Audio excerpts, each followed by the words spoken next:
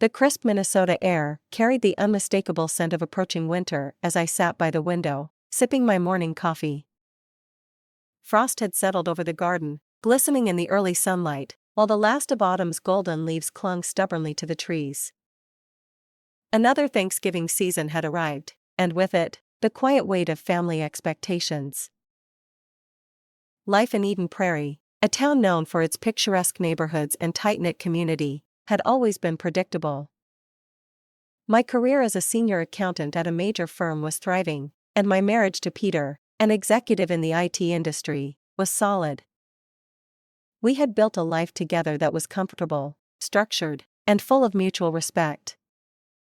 And yet, there remained one lingering fracture. I had never quite been able to mend my relationship with my mother, Martha. Martha Anderson was a woman of influence, deeply rooted in the First Presbyterian Church, where she played a central role in organizing charitable events, fundraisers, and community gatherings. To outsiders, she was the epitome of grace and generosity. But to me, she was a woman ruled by her obsession with legacy, prestige, and a carefully curated family image. I had always felt like an outsider in my own home, the daughter who never quite fit her mold. For as long as I could remember, my mother had spoken about the importance of a pure bloodline, words that once seemed like harmless family pride but had, over time, taken on a crueler meaning. 2 years ago, I suffered a miscarriage. It was one of the most painful experiences of my life, one that Peter and I grieved privately, behind closed doors. But my mother's response had been different. She had offered empty words of sympathy, but in fleeting moments, I had caught something else, a look of relief, a quiet confirmation that, to her, it was better this way. Since then, her attention had shifted almost entirely to Linda, my younger sister, and her son, Tommy. Linda had settled into the perfect role, a devoted housewife, active in church and completely aligned with my mother's values. She was Martha's pride and joy, the one who had given her a grandson to dote on.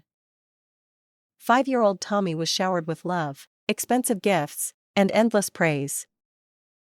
Meanwhile, I felt relegated to the background, as if my loss had made me irrelevant in my own family.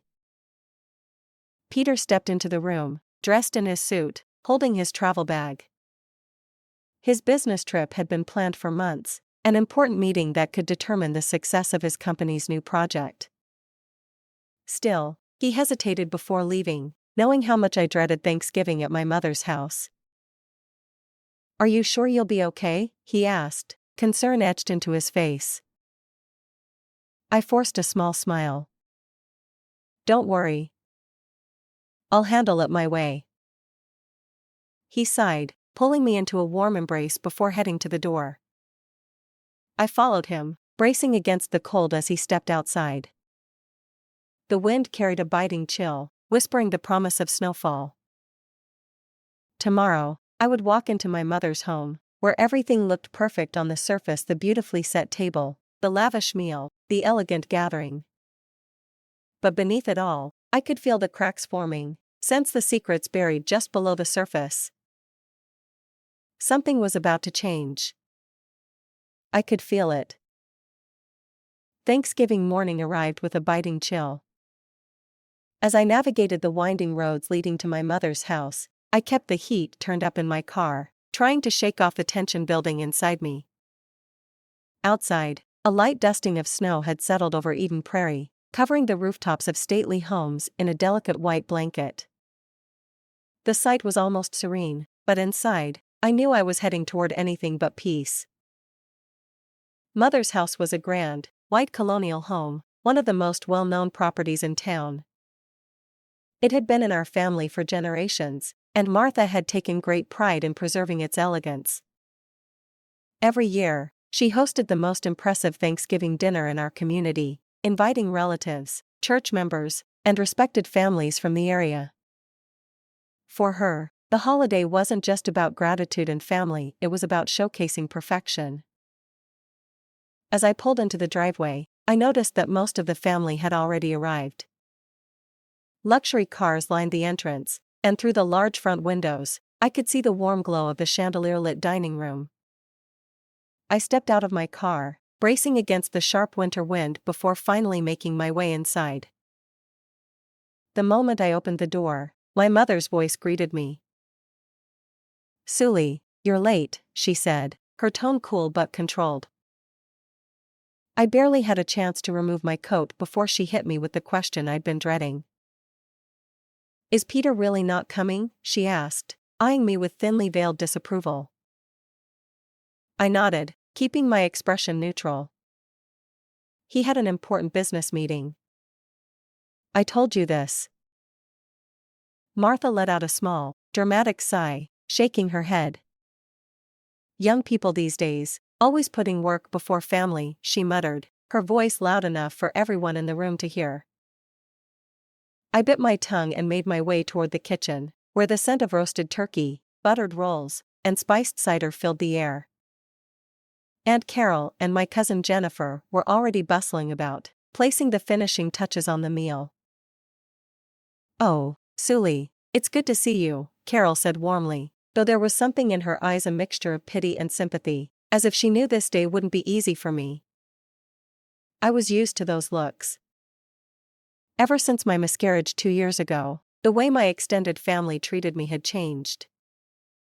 I was no longer just Martha's eldest daughter, I was the daughter who had failed to give her a grandchild. Not long after, the doorbell rang again. Linda and her husband, John, had arrived with their 5-year-old son, Tommy. "Tommy, come to Grandma," my mother exclaimed, hurrying toward him. She scooped him into her arms, her expression softening into pure adoration. Tommy giggled, wrapping his little arms around her neck, completely oblivious to the tense atmosphere. From across the room, I caught John's eyes. There was something off in his expression, something uneasy. But before I could dwell on it, dinner was announced. The dining room was set to perfection, just as it was every year. Fine linen tablecloths, flickering candles, and gleaming silverware created a scene fit for a magazine spread. The golden brown turkey sat at the center of the table, already partially carved by my mother's skilled hands.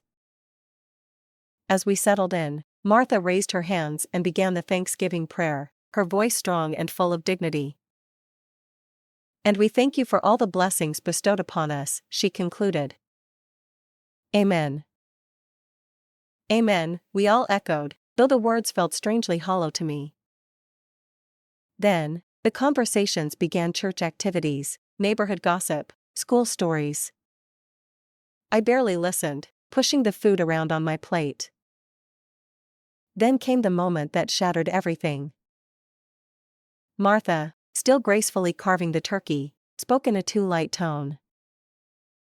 "You know, Sully, your miscarriage might have been a blessing in disguise," she said, as if commenting on the weather. The room fell into an eerie silence. My heart stopped. Some of my relatives shifted in their seats uncomfortably, while others let out nervous laughter, as if trying to brush past her words. But then Linda delivered the final blow. Gently stroking Tommy's hair, she smiled and said, "After all, a doctor's grandchild is all we need." I slowly put down my fork.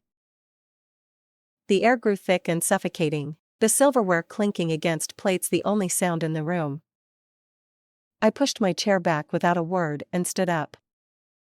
All eyes turned to me. "Sully," my mother's voice wavered slightly. "Excuse me for a moment," I said, keeping my voice calm, and then walked away. As I reached the living room window, I let out a slow breath, watching the snowflakes drift down outside. In that moment, something in me shifted. I wasn't going to keep pretending anymore. The night of Thanksgiving left me shaken, but it also awakened something inside me, a determination to uncover the truth.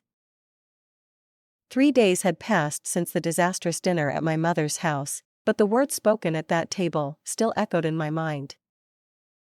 "Your miscarriage saved our bloodline from being tainted. A doctor's grandchild is all we need." I had always known that my mother, Martha, placed immense value on the family's reputation and legacy, but I had never imagined that her obsession ran so deep. It wasn't just about tradition, it was about control. But there was something else that had gnawed at me since that night: John's request. "I want to get a DNA test for Tommy. Will you help me?" His voice had been laced with hesitation, frustration, and something deeper: fear. I didn't ask questions then, but now, sitting in my home office with my laptop open, I was ready to find the answers. I wasn't just an accountant, I was a highly skilled forensic accountant. If there was something hidden, I would find it. I started by looking into the church's financial records. As the official auditor for First Presbyterian Church, I had access to their accounts. For months, I had suspected irregularities in the way funds were allocated, but I hadn't looked too closely until now. That's when I found it. A monthly transfer labeled Charitable Activity Fund, but the recipient's account wasn't associated with any known charity. The amount wasn't large, but it was consistent, appearing on the books every month since Adam Foster's appointment as assistant pastor. My gut clenched. I cross-referenced it with another database. The recipient's account was connected to a business hotel in suburban Minneapolis, the same hotel where Linda's credit card had been making regular charges. I took a deep breath, then picked up my phone. "John, I found something," I said quietly when he answered. His response was immediate. "What do you mean?" "Linda's been going to a hotel every Wednesday afternoon, the same day she claims to have church meetings," I explained. "And part of the payments are coming from the church's charitable funds." Silence. Then, a slow, controlled exhale. "Do you think Adam Foster is involved?" "More than involved," I said. "He's the one receiving the money." John's voice was tight. "And you think?" I hesitated, then said what we were both thinking. "There's a strong chance Tommy isn't your biological son." The next morning, I received an email from John. The DNA test results had arrived. I stared at the subject line for a long time before opening it. The results were conclusive. John was not Tommy's father. I clenched my jaw, feeling a mix of anger, sadness, and a deep sense of vindication. I thought about Tommy, the little boy who had no idea of the storm brewing around him. He deserved better than to be caught in this web of lies. Then, my phone rang. It was Linda. She didn't waste time with pleasantries. "You're investigating me, aren't you?" Her voice was laced with anger and fear. I didn't deny it. "Adam told you someone was looking into the church's finances, didn't he?" A pause. Then, her voice softened, pleading. "Please, Sully. If this comes out, it'll destroy everything. Mother, the church." I let out a slow breath. "Tell me the truth, Linda. How long has this been going on?" A deep, shaky sigh came through the phone. Then, she confessed.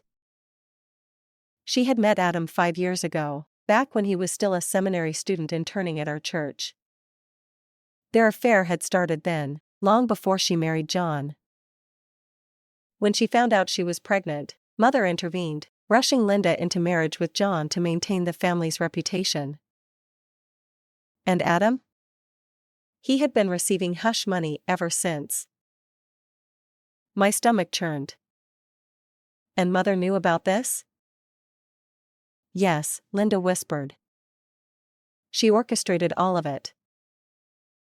I closed my eyes. Of course, she did. It was always about appearances. About control.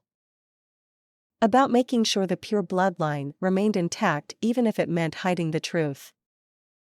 And now, all of it was about to come crashing down. The truth had finally been exposed. After days of investigation, everything about Linda, Adam, and my mother's involvement had come to light. The DNA test confirmed that John was not Tommy's father. The financial records proved that Adam had been siphoning church funds, and Mother had helped cover it up. Now, all that remained was facing the consequences. I was in my home office when the call came. "Sully, it's the hospital," the voice on the other end said. "Your mother has been rushed to the ER. We suspect a stroke." For a moment, I couldn't breathe. Mother? The woman who always controlled everything, who never showed weakness, who built her entire life around appearances, had collapsed. "Is she conscious?" I asked, my voice tight. "She was when she arrived, but she's experiencing partial paralysis. You should come quickly." I grabbed my coat and rushed out the door. When I arrived at Fairview Southdale Hospital, John, Linda, and David were already there. The waiting room was tense, the air thick with guilt, anxiety, and unspoken words. Linda was seated, her face pale, her eyes red-rimmed. John stood beside her, stiff and unreadable. David placed a reassuring hand on my shoulder. "What happened?" I asked. John exhaled. "She collapsed at the church this morning. The elders received an anonymous letter exposing everything: her financial misconduct, Adam's affair, the misused funds. She was in a meeting when someone read it out loud. She barely made it out of the room before collapsing." I felt a strange mix of emotions: shock, sadness, and an unsettling sense of inevitability. "She's awake," the nurse informed us. "But she's still weak." When I stepped into her hospital room, I barely recognized her. Mother, the woman who always held herself with such unwavering authority, looked fragile. Her usually immaculate hair was disheveled, her face devoid of makeup, and her right arm lay motionless at her side. She turned her head slowly to face me. "Sully," she whispered. For the first time in my life, she looked at me not with judgment or disappointment, but with something else entirely. Vulnerability. I pulled a chair beside her bed. "Mother, you need to rest." She let out a weak laugh. "I suppose. I can't control everything, can I?" I said nothing. Then, in a voice I had never heard before, soft, regretful, she spoke words that I had never imagined coming from her lips. "I might have been wrong." I swallowed hard. "Mother." "No," she interrupted. "Listen to me, Sully. I was so obsessed with protecting our family's reputation, I lost sight of what truly mattered." Her eyes glistened. Was this real? Was my mother, the woman who had spent a lifetime chasing perfection, finally acknowledging her mistakes? "Try to understand my reasons," she pleaded. I inhaled sharply. "I do understand. But Mother, reputation built on lies will always crumble." Her eyes closed, and a single tear slipped down her cheek. For the first time in my life, I saw her not as a formidable figure but as a woman who had built her world on a foundation that was now collapsing beneath her. That evening, we gathered in the hospital waiting room. "We need to decide on Mother's care," John said. "She can't live alone anymore." Linda, still shaken, looked up. "She should stay with me." John frowned. "Linda, be realistic. Do you even have the means to take care of her?" I spoke up. "A nursing home would be the best option." Linda's head snapped toward me. "You're abandoning her?" I sighed. "No. But she needs professional care.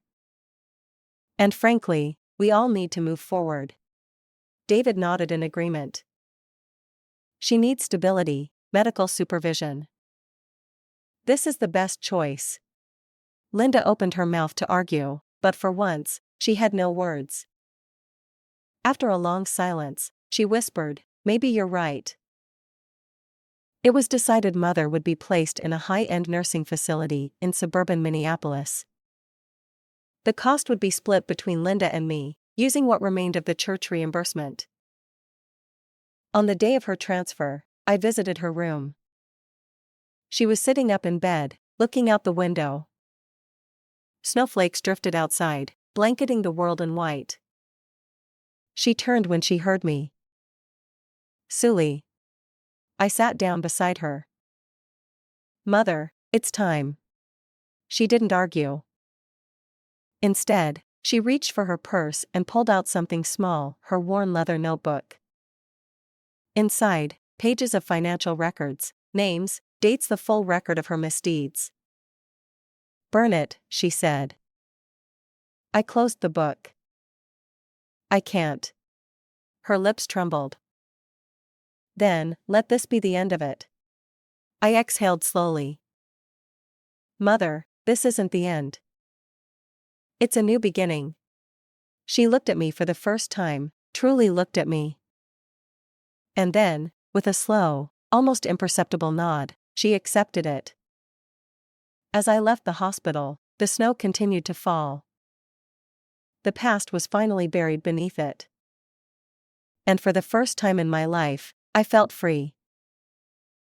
A year had passed since that fateful Thanksgiving when the truth had unraveled our family's carefully maintained illusion.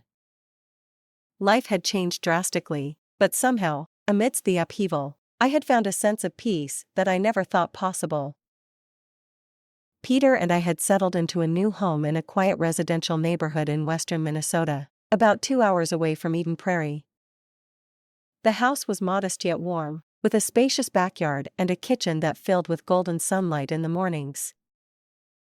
It was a fresh start, a place untouched by the weight of our family's past. As I stood by the kitchen counter, preparing the Thanksgiving turkey, I found myself reflecting on how far we had come. This year, there would be no grand dining table, no silver candlesticks, no tense conversations masked by forced smiles. Instead, it would be just Peter and me, sharing a quiet meal in our own home, a meal built on honesty, not appearances. Meanwhile, my mother had settled into life at the nursing home in suburban Minneapolis. She had lost the social status she once clung to so desperately, but in its place, something surprising had emerged, a version of her that I had never seen before. On my last visit, she had looked at me with an unfamiliar softness in her eyes. "Sully," she had said, her voice quieter now, stripped of its usual authority. I might have been wrong. The words had hung in the air between us. For a woman who had spent her entire life valuing reputation above all else, admitting fault was monumental. "I was so consumed with how things looked," she continued, staring out the window at the well-manicured garden. "I didn't realize what truly mattered." I had listened, not with anger or resentment, but with something closer to understanding. She would never undo the past, nor could she suddenly become a different person. But for the first time, I saw regret in her expression, real, unguarded regret. Perhaps that was enough. Linda's downfall had been even more severe. Her marriage to John had ended in divorce, and John had gained full custody of Tommy. It had been a messy, painful process, but in the end, Linda had been left with nothing but regret and a supervised visitation schedule. She had also been banished from the church community, the very place where she had once held influence. Adam had left town shortly after, abandoning her completely. She was alone. Last week, she showed up at my doorstep, looking thinner, paler, and almost unrecognizable. "Sully," she had whispered. "I need to borrow money." Her once proud voice was shaky, her hands nervous. I exhaled. I'm sorry, Linda, I said gently but firmly. I can't clean up your mess anymore. She had stood there for a long moment, her eyes searching my face, as if looking for the sister she had once known. But that sister, the one who had always been the overlooked, obedient daughter, was gone. Without another word, she turned and walked away. I watched her leave, feeling neither anger nor satisfaction, only a quiet acceptance that some things could never be repaired. John, on the other hand, had started over. Though Tommy wasn't his biological son, he had made the choice to be a true father. He had thrown himself into parenting, focusing on raising Tommy with love and stability. Thank you, Sully, John had told me during a recent visit, for exposing the truth. It hurt, but at least now I can move forward. I had watched as Tommy laughed and played, unaware of the complex web of lies that had once surrounded his existence. John had chosen love over betrayal, fatherhood over resentment. Watching him with Tommy, I felt hope for the first time in a long while. Back in my kitchen, the aroma of roasted turkey filled the air, mingling with the scent of cinnamon and fresh baked bread. Peter walked in and wrapped his arms around me. You okay? He asked. I nodded, resting my head against his shoulder. I am.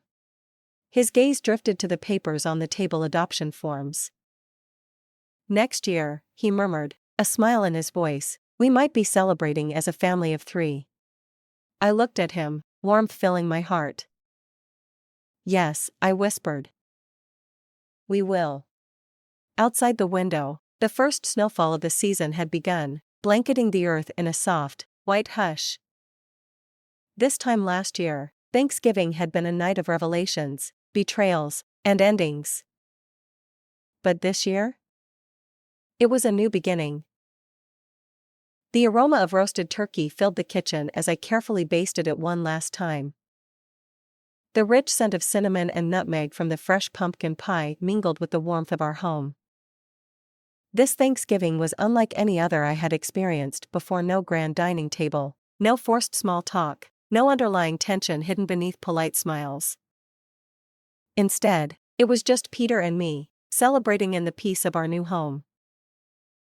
Our house in western Minnesota, about 2 hours from Eden Prairie, was the perfect fresh start.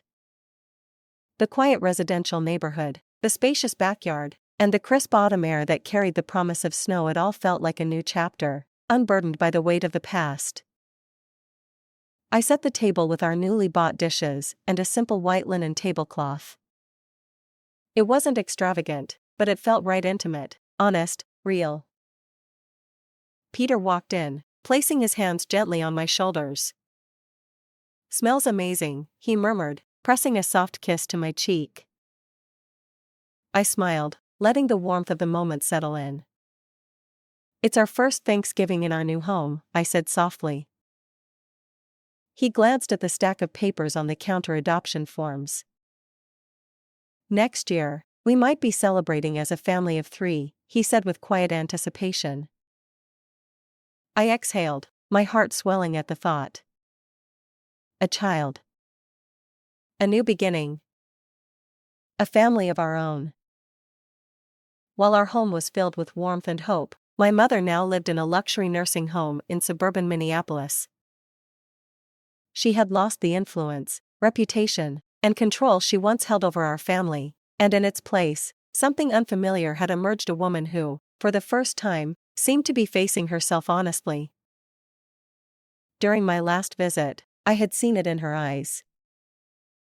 Sully, she had whispered, her voice weaker than I had ever heard it before. I was wrong. I had held her thin, fragile hand, watching as she stared out at the well-maintained garden of the nursing home. I was so obsessed with keeping up appearances, she admitted. I forgot what really mattered. She didn't ask for forgiveness, and I didn't offer it. But I understood her in that moment, perhaps more than I ever had before. Linda's life had unraveled even further. Her marriage was over. Her church had turned its back on her. And her son, Tommy, now lived with John full-time. She had shown up at my door last week, gaunt and desperate, her once proud presence replaced by the hollow shell of someone who had lost everything. "I need money," she had pleaded. For a long moment, I had looked at her, remembering the sister who had once been my mother's golden child, the one who had never looked back while I suffered under our mother's judgment. "I'm sorry," I had told her, my voice steady. "But I can't fix this for you."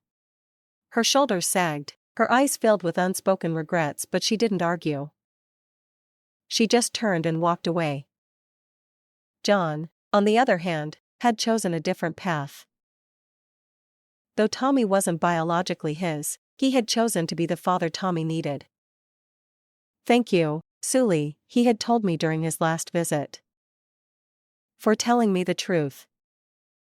It hurt, but it gave me a chance to build something real." I had watched Tommy laugh, play, and thrive under John's unwavering love. John had chosen honesty over deception, fatherhood over resentment. And watching him with Tommy gave me hope for the future. Back in the kitchen, Peter poured us each a glass of wine, his eyes filled with quiet joy as he watched me set the final dish on the table. "Are you happy?" he asked. I thought about last Thanksgiving, the cruel words, the betrayals, the weight of long-buried secrets being unearthed. Then I looked at our home, our simple, love-filled Thanksgiving dinner, and the adoption forms that promised a future we had chosen for ourselves. I smiled, reaching for his hand. "Yes," I said softly. "I really am." Outside, the first snowfall of the season had begun, blanketing the world in quiet white. This time last year, Thanksgiving had shattered our family. But this year, it was about something else entirely. It was about starting over. It was about the kind of family we built, not the one we were born into. And as I sat down at the table, my heart was full for the first time in a long, long time.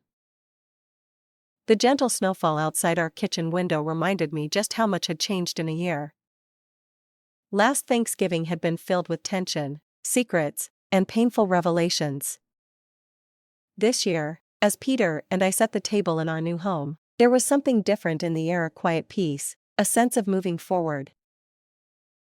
The turkey was roasting in the oven, filling the house with a comforting aroma.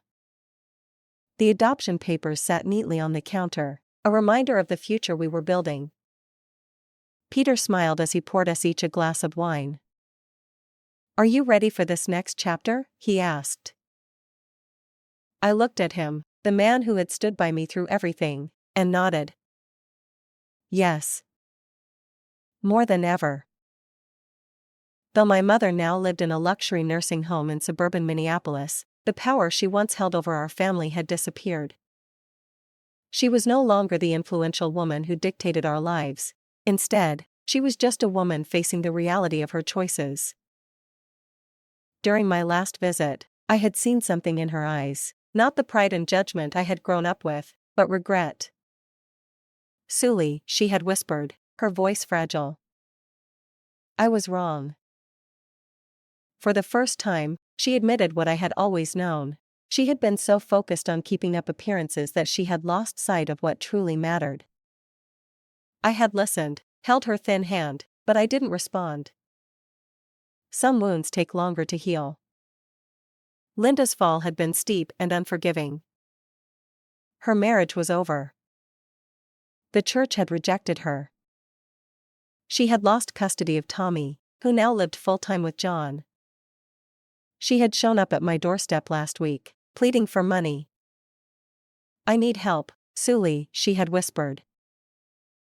I had looked at her, seeing not the sister who had always been mother's favorite, but a woman who had made her choices and now faced their consequences. "I'm sorry," I had said firmly. "But I can't fix this for you." Her eyes had filled with unspoken regrets, but she had only nodded and walked away. John, however, had chosen love over resentment. Though Tommy wasn't biologically his, he had decided to be the father Tommy needed. "Thank you for telling me the truth," he had said during his last visit. "It hurt, but it gave me a chance to build something real." Watching him with Tommy, seeing the way the boy thrived under his care, reassured me some people, when given a hard truth, use it to create something better. Peter reached for my hand as we sat down for dinner. "Are you happy?" he asked. I thought of the past year, the betrayals, the losses, the truths that had come to light. Then, I looked around our home, at the love we were building, the future we had chosen. I smiled. "Yes. I really am." Outside, the snow continued to fall, not to bury the past, but to mark the beginning of something new.